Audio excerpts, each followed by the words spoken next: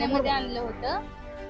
तर त्याचं कॅल्शियम कमी होता, अंगावरती त्याचं खूप काही उठत होतं, पायावरती ते चट्टे. त्याच्यामुळे आम्ही दवाखान्यामध्ये घेऊन आलेलो.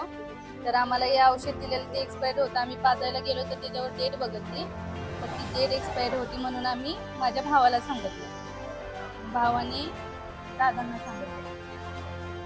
30 पेपर आहे. त्याच्यामध्ये मला वाटतं तुम्ही 14 ऑगस्टला बरोबर ना? किंवा 2 वर्षाचं बाळ आहे.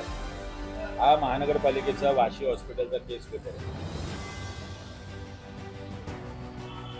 14 ऑगस्टला त्याला ऍडमिट केलं होतं आणि याच्यावर आय थिंक जुलैची तारीख आहे.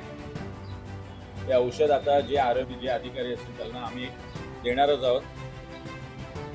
मुळात डॉक्टर नसते तर मी पाजायचाच प्रयत्न केला असता त्यांना, पण डॉक्टर हा देवासारखा असतो असं मांडण्याची किमान मराठी माणसात प्रथा आहे. फक्त डॉक्टरांनाही माझी विनंती आहे महानगरपालिकेच्या की कृपया याची काळजी आपण घ्यावी.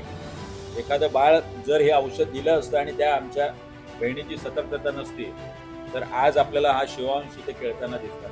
पण कुठलीही आई जेवढी मुलाची काळजी घेते तेवढी कुठलेही पुरुष घेत नाही किंवा कोणी घेत नाही जगात.